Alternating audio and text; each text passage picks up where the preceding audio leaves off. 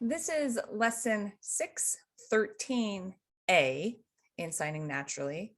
We're going to talk a little bit about narrative structure in ASL storytelling, particularly as it's seen in the story Wrong Name. So telling a good, engaging story in ASL is a lot like telling or writing a good story in English, only there are different features involved in ASL. So we're going to look at the narrative structure of Wrong Name.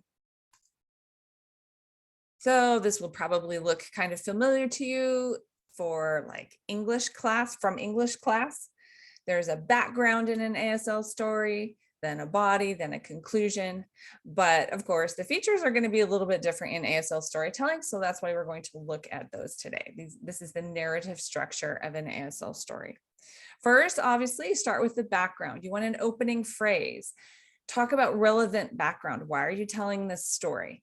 Who, what, when, where, what happened before, what was going on.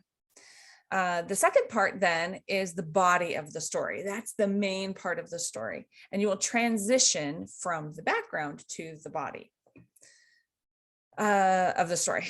And then in the body of the story is, the main part, what happened. Use role shift. Show feelings and reactions through expression and some of the other elements of ASL storytelling that you have learned so far. And then at the end of an ASL story, of course, is the conclusion.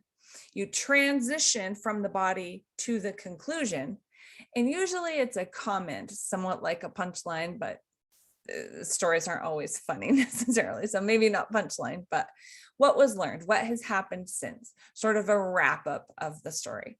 And so those 3 points are the main ones to look for as you create your own narrative structure in ASL stories.